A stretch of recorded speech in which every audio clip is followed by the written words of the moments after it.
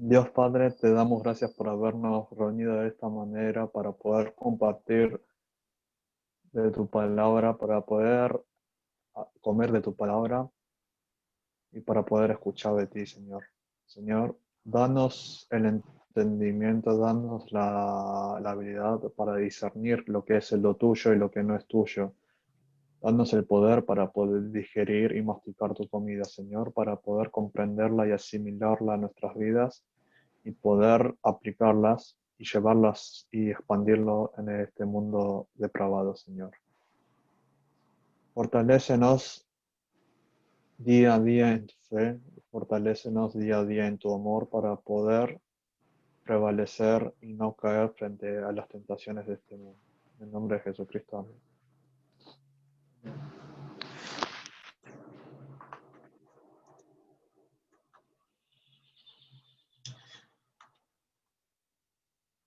Bueno, Muy 내가 bien. 이거라는 거야? 눈치 게임이야? Comiencen.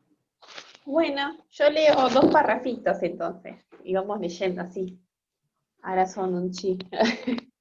Bueno, capítulo 9. Un poco de ayuda de tus amigos. Mi avión llegó al aeropuerto londinense Londinense. londinense de Heathrow, perdón, no sé muy bien, a las 6 a.m.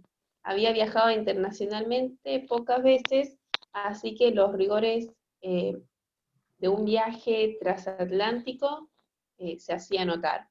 Tenía los ojos rojos, la boca seca y mi cara gris. Para colmo de males, cuando fui a la cafetería del aeropuerto no me pudieron vender un café de filtro normal, porque solamente había del tipo de café llamado americano. Finalmente logré pasar las cintas de recogida de equipaje y conocí a un taxista llamado Chas. Estaba muy bien vestido, había sido enviado por el grupo de misiones que me invitó como conferenciante esa semana. Era lo suficientemente mayor para ser mi abuelo, pero, por extraño que parezca, me seguía llamando señor. Después de un rato le pedí que me llamara Mike. Así que como americano me sentía incómodo con la formalidad y cualquier cosa que oliera a distinción de clase.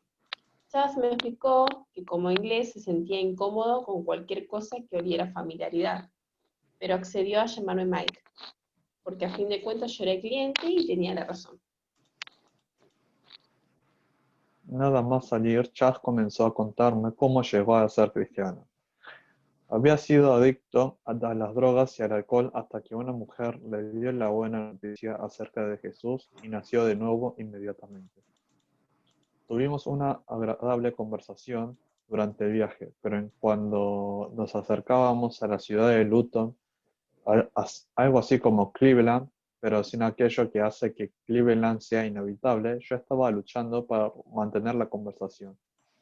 Buscando temas, le pregunté a Chas acerca de la iglesia a la que asistía. De repente, el tono de la conversación cambió. Chas cambió de la agradable cara inglesa y agarró el volante con fuerza. No voy a la iglesia, me dijo. Tengo todo lo que necesito aquí en mi coche. Escucho sermones por la radio y tengo comunión con la gente que llevo. Personas como usted. No necesito ser parte de una iglesia para ser cristiano.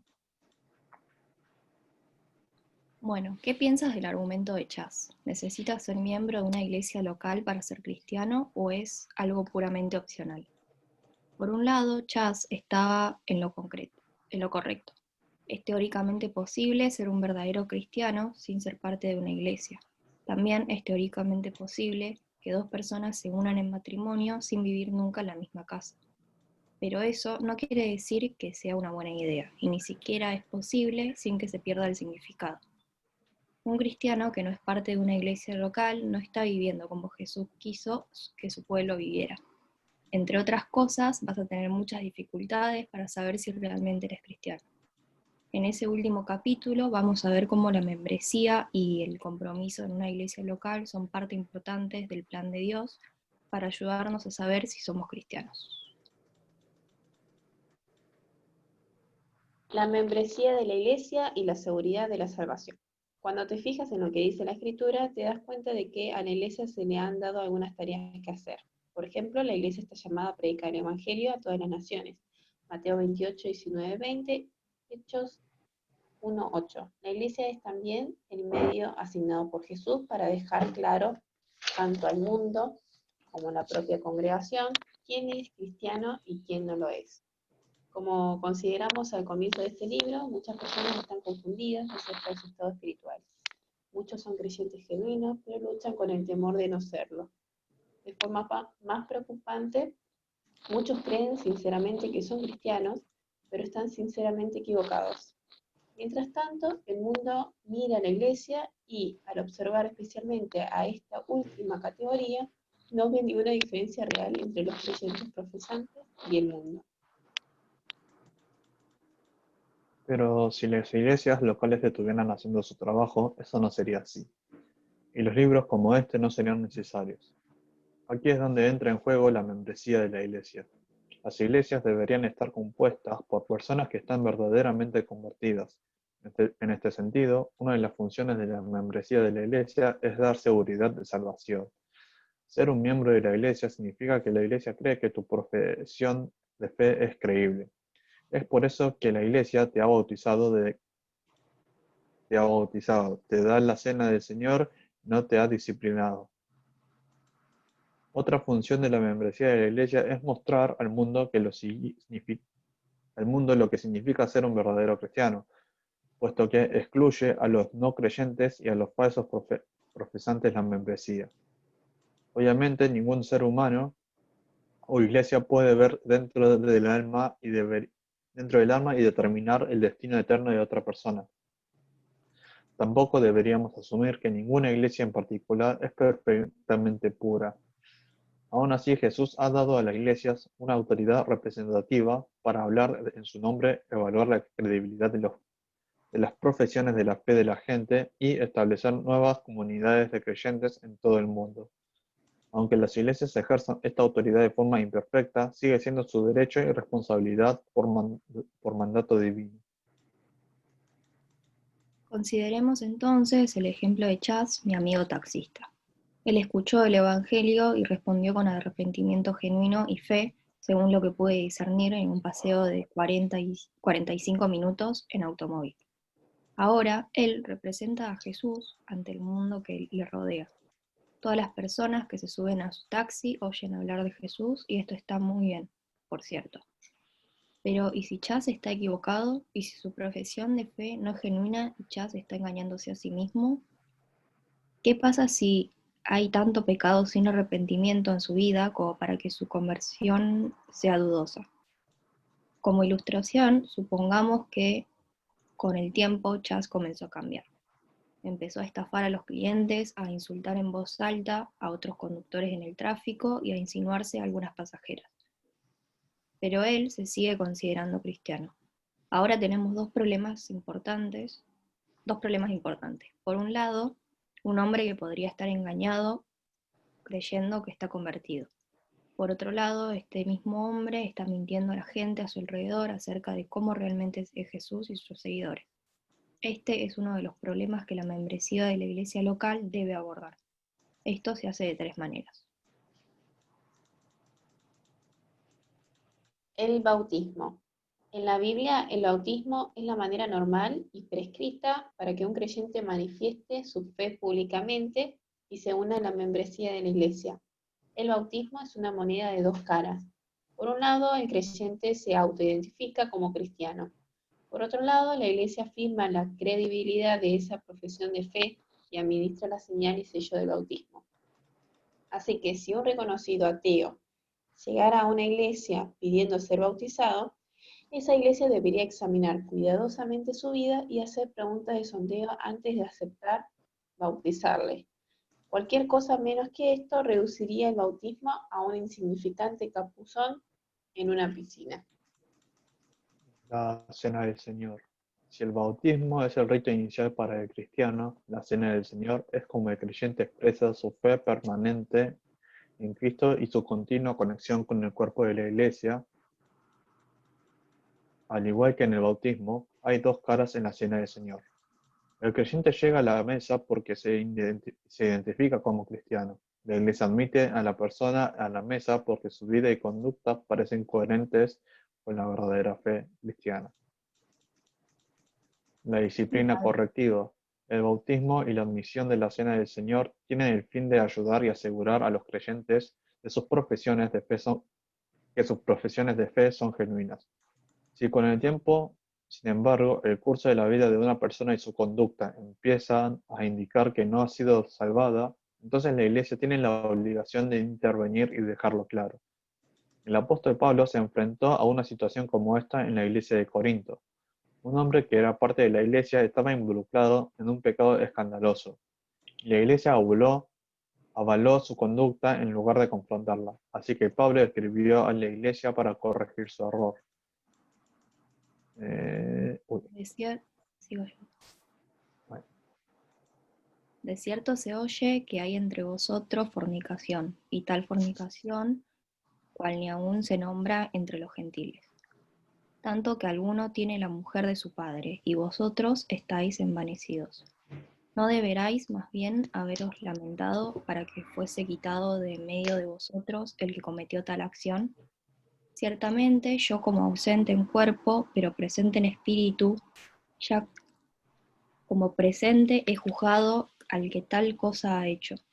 En el nombre de nuestro Señor Jesucristo, reunidos vosotros y mi espíritu con el poder de nuestro Señor Jesucristo, el tal sea entregado a Satanás para destrucción de la carne, a fin de que el espíritu sea salvo en el día del Señor Jesús.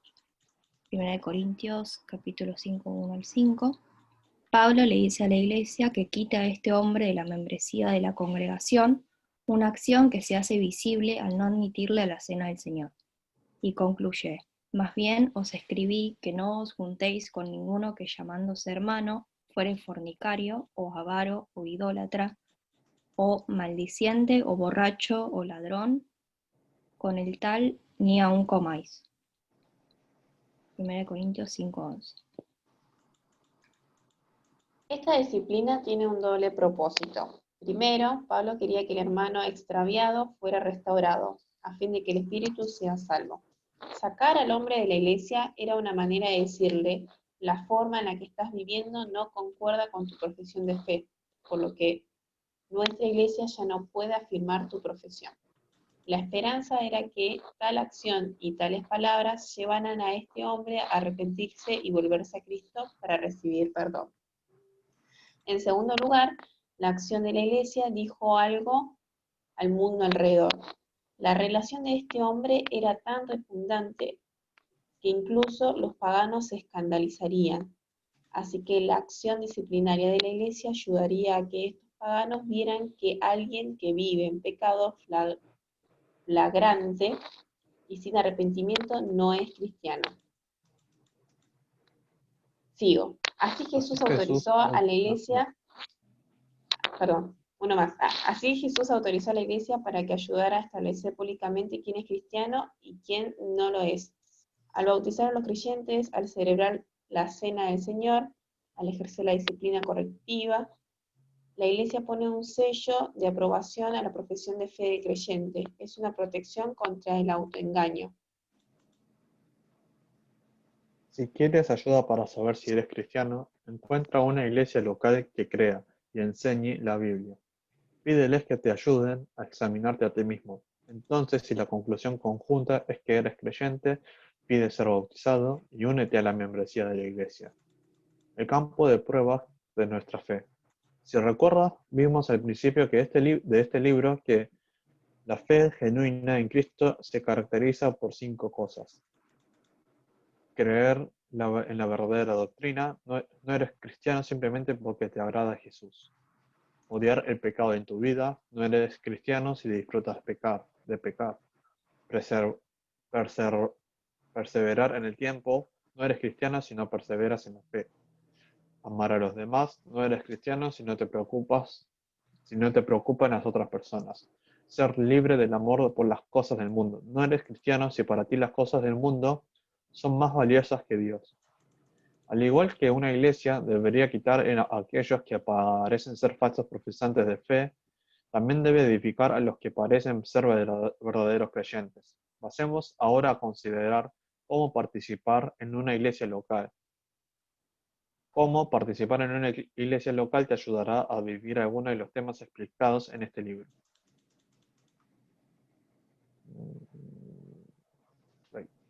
Creencia en la verdadera doctrina. La Iglesia está llamada a predicar la verdadera doctrina, específicamente el contenido de la palabra de Dios, cuyo mensaje se centra en el mensaje de la vida, muerte y resurrección de Cristo. Así que Pablo escribe a Timoteo, un pastor de la iglesia de Éfeso, y le ordena que enseñe nada más que la verdad de la palabra de Dios. Que prediques la palabra, que instes a tiempo y fuera de tiempo. Redarguye, reprende, exhorta con toda paciencia y doctrina, porque vendrá tiempo cuando no sufrirán la sana doctrina, sino que teniendo comezón de oír, se amontonarán maestros conforme a sus propias concupiscencias y apartarán de la verdad el oído y se volverán a las fábulas. Pero tú, sé sobrio en todo, soporta las aflicciones, haz obras de evangelista, cumple tu ministerio. 2 de Timoteo, capítulo 4, 2 al 5. En la misma línea, Jesús da líderes a sus iglesias, de modo que estos líderes instruyan a la congregación en la verdad. Pablo escribe en otra parte. Y él, Jesús, mismo constituyó a unos apóstoles, a otros profetas, a otros evangelistas, a otros pastores y maestros, a fin de perfeccionar a los santos para la obra del ministerio, para la edificación del cuerpo de Cristo, hasta que todos lleguemos a la unidad de la fe y del conocimiento del Hijo de Dios, a un varón perfecto, a la medida de la estatura de la plenitud de Cristo, para que ya no seamos niños fluctuantes llevados por doquiera que todo el viento de doctrina, por estratagema de hombre, que para engañar emplean con astucia las artimañas del error. Efesios 4, versículo 11 al 14. El Cristo resucitado ha equipado a la iglesia para que no sea engañado por la falsa doctrina. Los maestros enseñan la verdad y los ancianos protegen a la iglesia de los lobos. Hechos 20, 29, 31. Así que ser miembro de la congregación sana te pondrá en contacto permanente con la proclamación de la verdad de Dios. Al escuchar la palabra de Dios con otros creyentes, tu fe será fortalecida e inoculada contra el error. Y ponerte bajo el cuidado de líderes piadosos te protegerá de aquellos que pudieran engañarte y llevarte por mal camino.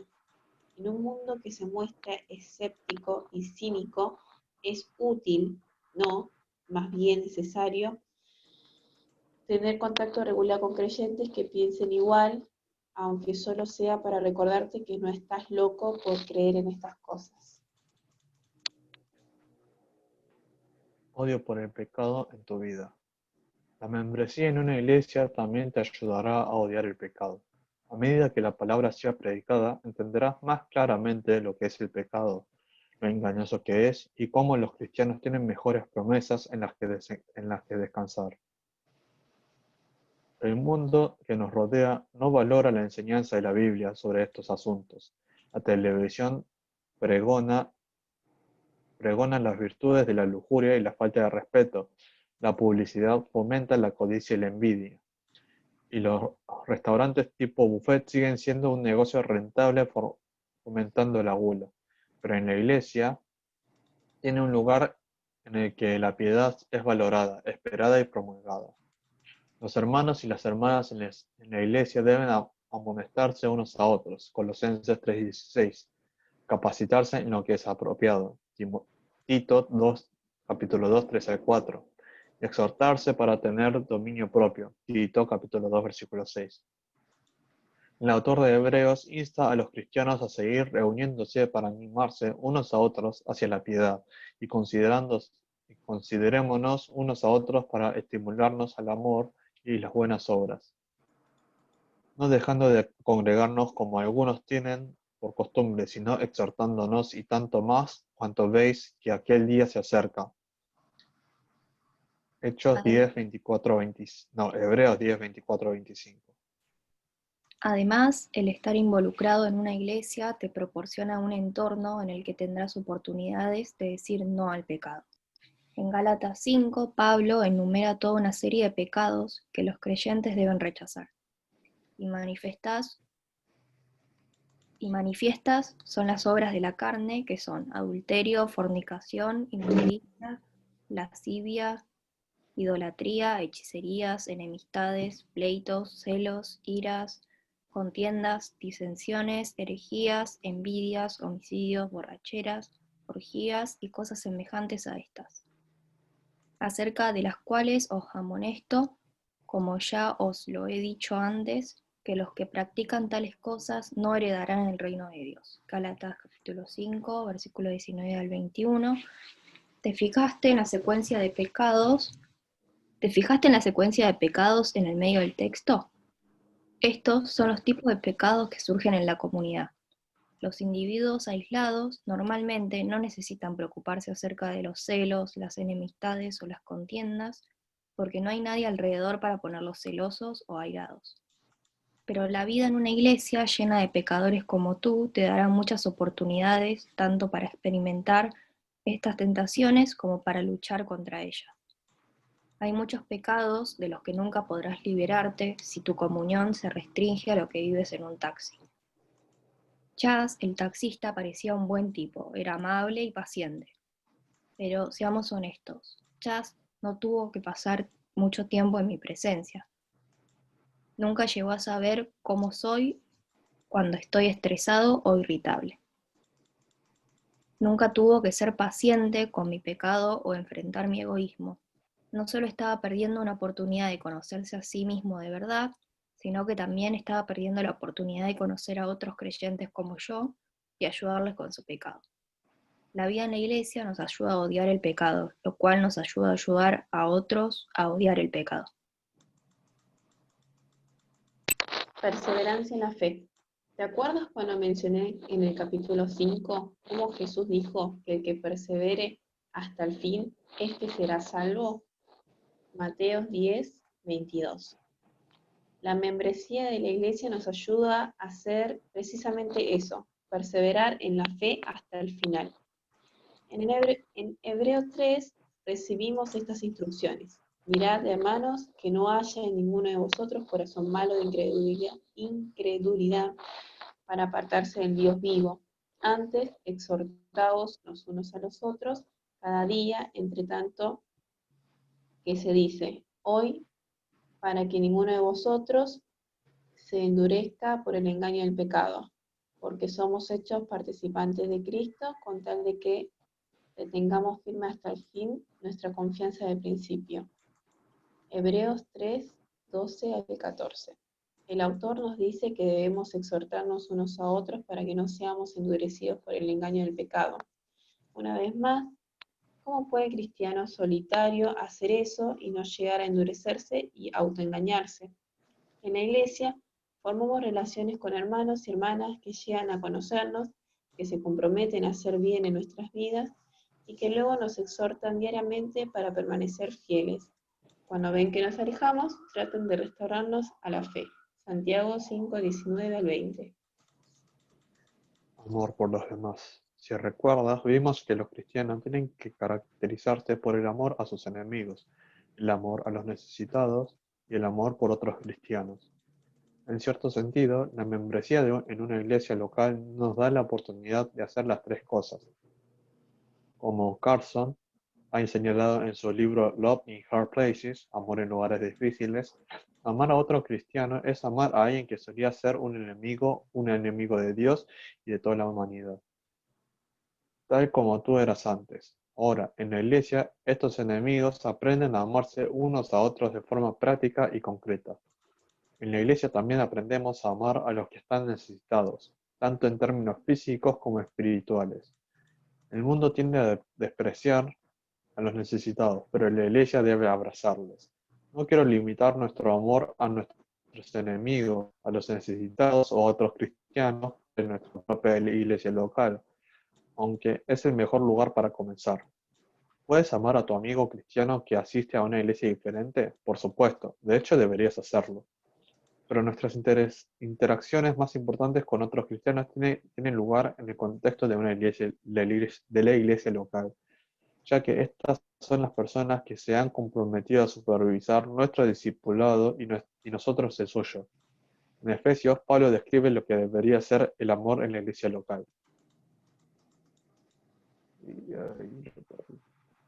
Yo pues, Yo, preso en el Señor, os ruego que andéis como es digno de la vocación con que fuisteis llamados, con toda humildad y mansedumbre, soportándonos con paciencia los unos a los otros en amor, solícitos en guardar la unidad del espíritu en el vínculo de la paz, un cuerpo y un espíritu. Como fuisteis también llamados en una misma esperanza de vuestra vocación. Un Señor, una fe, un bautismo, un Dios y Padre de todos, el cual es sobre todos y por todos en todos. Efesios 4, 1 al 6. Andar como es digno de nuestro llamado significa mostrar paciencia, soportar a los otros con amor y mantener la unidad. Esto sucede normalmente en la iglesia local, una asamblea real del cuerpo de Cristo. De hecho, creo que esta es una de las principales razones por la que tantos cristianos nominales no van a la iglesia o evitan comprometerse con una congregación en particular. Estar en una iglesia requiere amor, se requiere abnegación, requiere anteponer los intereses de los demás por delante de los nuestros. Filipenses 2:4. Los nominales simplemente no quieren la molestia de tener que amar a los cristianos. Después de todo, enfrentémoslo. El amor es costoso y los cristianos son problemáticos. Si te unes a una iglesia local, es probable que te pongan a trabajar. Se te pedirá servir a otros cristianos, tal vez incluso cuidando a sus hijos en la guardería. Y pronto te encontrarás rodeado de algunas personas devastadas, débiles y necesitadas. Esto puede sonar como una mala idea al principio, pero si recuerdas el amor y el servicio de Cristo por ti, Marcos 10, 43, 45, y si te das cuenta de que es probable que requieras más amor y paciencia de la que pensabas, te sentirás bendecido en la iglesia. El materialismo. La iglesia es una sociedad de personas que tienen un tesoro mayor que cualquier cosa en este mundo. Los miembros de la iglesia juntan su dinero para apoyar el ministerio de la congregación, ayudar a los pobres y extender el evangelio por todo el mundo. En el mundo la riqueza te hace importante, no es así en la iglesia. Por eso Santiago dice a sus lectores que Dios tiene un tipo de economía diferente. Hermanos míos, que vuestra fe en nuestro glorioso Señor Jesucristo sea sin acepción de personas. Porque si en vuestra congregación entra un hombre con anillo de oro y con ropa espléndida, y también entra un pobre con vestido andrajoso, y miráis con agrado al que tiene la ropa espléndida y le decís, siéntate tú aquí en buen lugar, y decís al pobre, estate tú allí en pie, o siéntate aquí bajo mi estrado, ¿no hacéis distinción entre vosotros mismos y venís a ser jueces con malos pensamientos? Hermanos míos, amados, oíd. ¿No ha elegido Dios a los pobres de este mundo para que sean ricos en fe y herederos del reino que ha prometido a los que aman? Santiago 2, 1 y 5. Finalmente, ahora bien, me doy cuenta de que todo lo que he descrito anteriormente es lo ideal. Ninguna iglesia te animará perfectamente ni encarnará los principios de la Biblia. Pero el hecho de que la iglesia no sea perfecta todavía no significa que debas marcharte y seguir tu propio camino. En vez de eso, deberías ayudar a otros en tu iglesia local, examinando también tu vida al mismo tiempo. Procura confirmar tu llamado y elección, y hazlo en el contexto de una comunidad de cristianos que tengan amor y discernimiento. Al final de su última carta, con su muerte acechando en el horizonte, el apóstol Pablo escribió: porque yo ya estoy para ser sacrificado y el tiempo de mi partida está cercano. He peleado la buena batalla, he acabado la carrera, he guardado la fe. Por lo demás, Me está guardada la corona de justicia, la cual me dará el Señor, juez justo en aquel día, y no solo a mí, sino también a todos los que aman su venida. Segundo de Timoteo 4, capítulo 4, versículos 6 al 8. Mi oración es que cuando llegues al final de tu vida seas capaz de decir lo mismo. ¿Cómo responderías a la afirmación de Chas, el taxista, acerca de que no tiene por qué estar involucrado en una iglesia, con lo que leímos hasta ahora?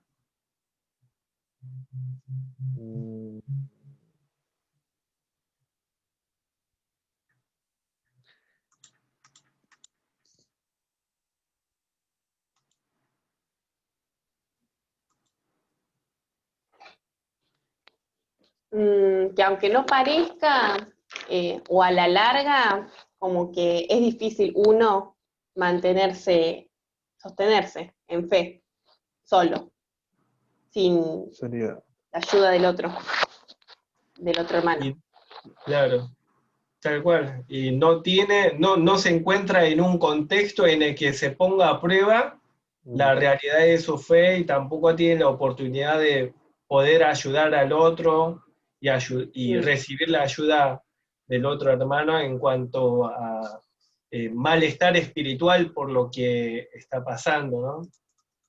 ¿Importa si uno está comprometido con una iglesia en particular o es suficiente con saltar de una iglesia a otra los domingos?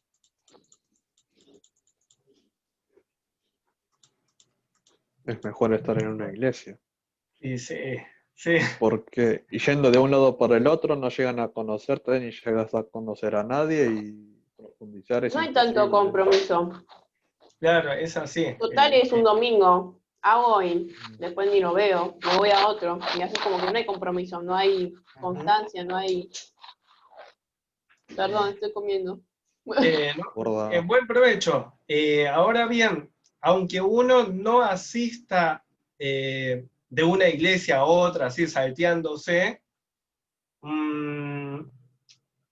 se puede dar una situación así de falta de compromiso y falta de interacción con los hermanos de la iglesia, cuando generalmente va a una iglesia muy grande, súper grande, y simplemente participar, te sentás ahí y después te vas, no saludar a nadie y bueno, hay gente que justamente por esa razón prefiere asistir a iglesias que son, o sea, que te perdés en medio de la multitud.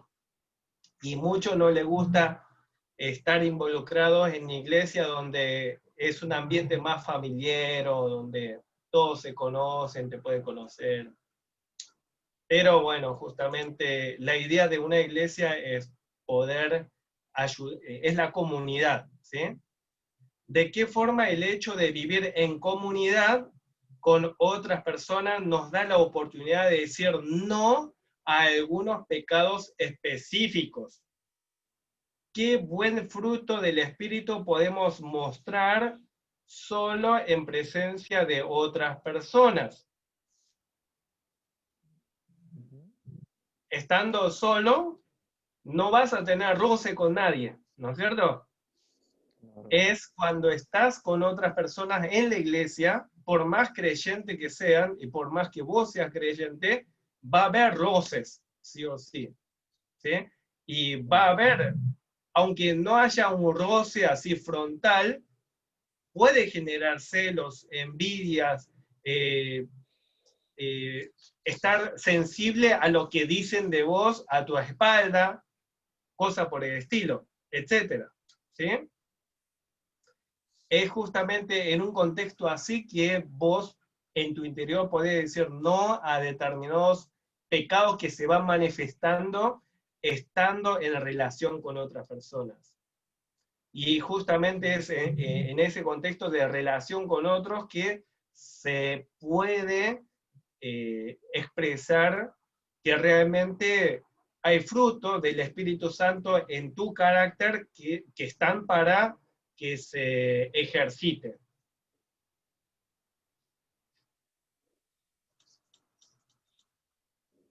confiesa a Dios cualquier individualismo o desagrado por la autoridad que te haya impedido estar involucrado en una iglesia local.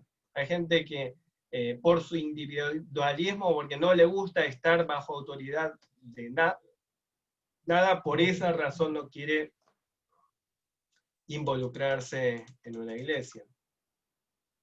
Haz un plan para encontrar una iglesia con la que puedas comprometerte. Bueno, acá presupone que habrá algunos lectores que están leyendo el libro y no están todavía involucrados a una iglesia.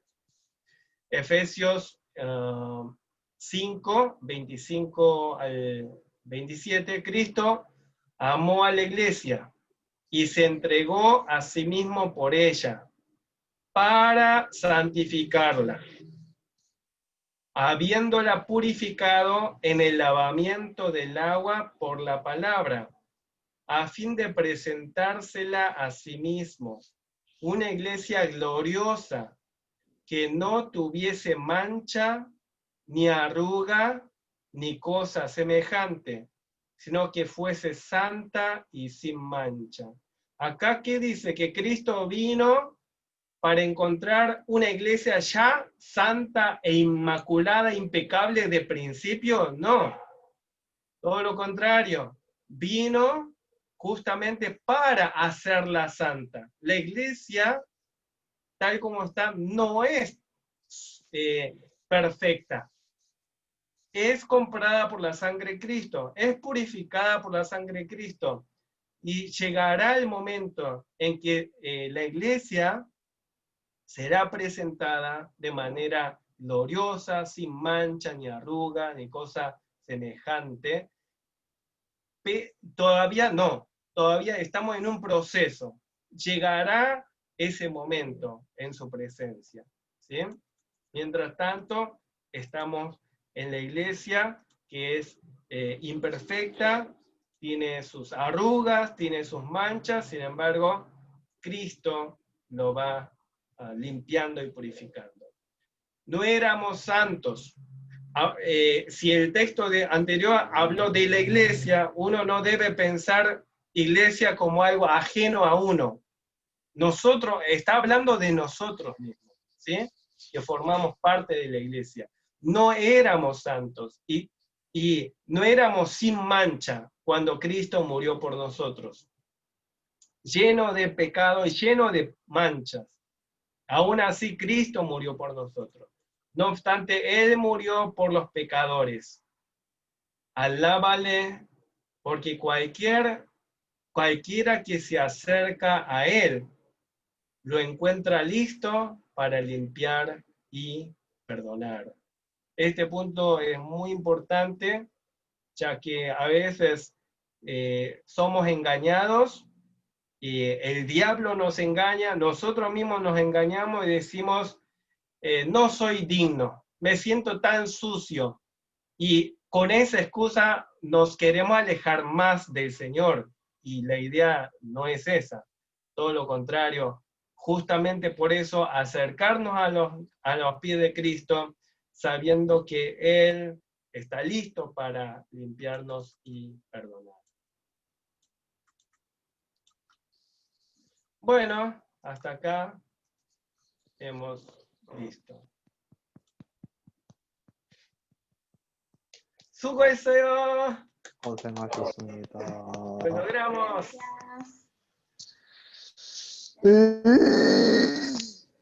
Ay, Ahora a practicarlo. Ay, sí. Acá dice, pídele a alguien en la iglesia que se comprometa a ayudarte por un año. Uy. Hola. Yo te ayudo. Sí, por un año. Yo te ayudo. Te meten todos los pusos. Uy, no terminé de grabar. Ay, No. Chau. mirá, tengo prueba ahora.